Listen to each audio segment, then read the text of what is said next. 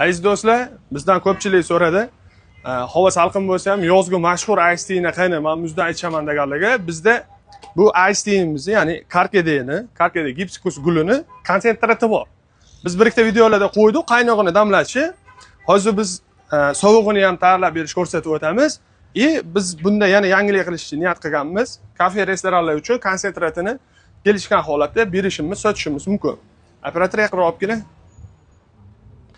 Bu konsentrati tabiiy holatda olinadi. Hech qanaqa ximikat aralashmaydi.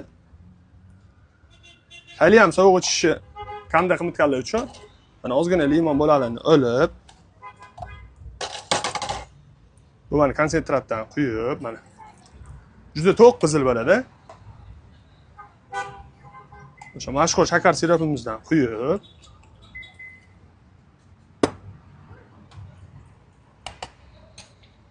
mana filtrlangan bezgaz suvini quyib bersak, limonli ice tea'ni o'zi.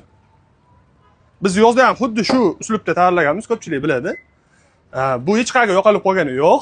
Issig'ini ham, sovug'ini ham bir zumda tayyorlab berishimiz mumkin. Mehmon bo'lish, obuna bo'lishni unutmang.